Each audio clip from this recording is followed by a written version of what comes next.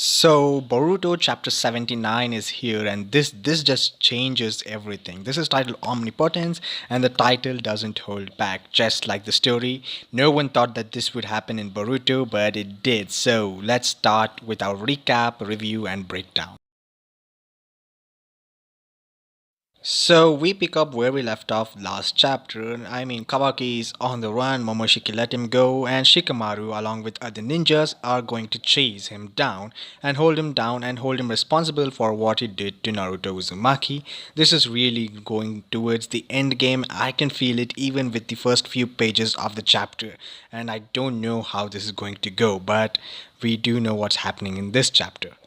Meanwhile, Boruto is holding his new scar on his eye and Momoshiki is still laughing. Boruto doesn't understand what, but Momoshiki reminds him that he will lose everything. And this is where Mitsuki gets really angry and he goes off to find Kawaki. And Sarada is also shocked, but Boruto asks her to follow him. And Sarada knows that Mitsuki will kill anyone who comes against Boruto. So this is going to be an interesting fight, or so I thought. Meanwhile, Kawaki is getting drained of his energy. I mean, he used his power, his chakra to hide his chakra from everyone, but he's getting tired. So, it's a matter of time that he lets his power all out and people get to know his location, but he's still on the run. And also, Ada notices this that Kawaki's power is weakening and she can finally see his chakra. I mean, I guess she can't track people or look at people if they're hiding the chakra. I think that was interesting. But we also see Sumire. Now, here's the thing I don't know if Sumire is immune to Ada's power, but it looks like she and Sarada are somehow unaffected by her power. So, there has to be something more to this, something more that, Kishimoto is setting up that we will get answers for in the coming chapters. So Amado is requesting Shikamaru that he bring Kawaki alive and he should take Amado to the place where Kawaki is if he is found because he has a fail safe, a measure, a security measure that he has. So in which he can go and he has to see Kawaki to use his power. And if he says one word, that will bring Kawaki under control, and Kawaki won't be able to, use his powers or whatever.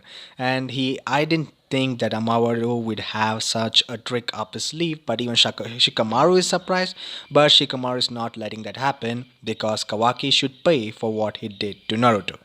So Ada just figures out where Kawaki is after he starts showing his chakra and she just flies as fast as she could towards him. And it's really kind of confusing that Kawaki let her be there because Ada reassures him that she is on his side and he knows that. And I don't know how he opened up to her. I mean, there's so many people that he can open up to, but the one person he opened up is towards Ada. And that's what I found really confusing. But he does tell what it is. He keeps mumbling about why Boruto is alive. He just wishes that it was him instead of Boruto to be Naruto's son because he's the only one who cares about Naruto according to him and he just wishes that he was Boruto. And this is where everyone found out that they were totally wrong about Boruto or where the story was headed. And as soon as Kawaki makes this wish, Ada just uses her real power subconsciously and kind of changes the entire world. And we don't know that there's a montage of so many pages where we see many people kind of noticing this entire thing, except Himawari and Sumire. I think they both are kind of immune to this power. I'll explain why later on in this video, but this is what happens. There's a huge montage which I can't show really, but there is this huge montage. Of course, this world-bending powers doesn't affect Otsutsuki's, that is Momoshiki and Boruto and Kawaki and that Daemon who is Ada's brother. This doesn't affect them at all, but otherwise everyone else will be affected. But one thing that's really weird is Sarada Uchiha isn't affected by this. It seems like even Sasuke is affected by the power but not Sarada. So what exactly is happening? Even Momoshiki realized that she isn't affected and she is the only one who's supposed to be affected too much because she is an Uchiha and Uchiha clan are the easily manipulated ones by the Otsutsuki, or that's what she thinks. So Why is Sarada not affected? I have so many theories, but I don't think there is enough time for me to talk about all of them in this video. But I will be talking about later on in this channel. So if you don't want to miss out on that, subscribe.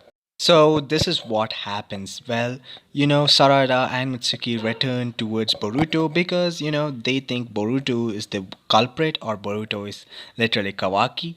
And, Mitsuki unlocks his Sage mode. Now, I don't remember if this is the first time we are actually seeing his Sage mode or if it's the second or third time because it's been a long time since I read Boruto. So, seeing him in this Sage form gives me the chills. I mean, imagine this being animated. It would be really cool. But, based on the animation quality that we have now in Boruto, I'm not really sure.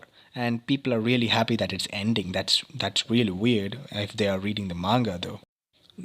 Of course, Boruto doesn't understand what's happening, so he asks Momoshiki what is going on, and Momoshiki explains that this is Ada's true power. She can literally change everything. This is like a coding, a program that gods use to create worlds and life.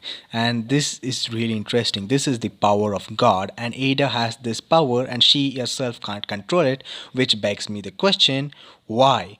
Does she have it, and how does Momoshiki know almost everything about Ada's power, about code, about everything if he has never met any of them?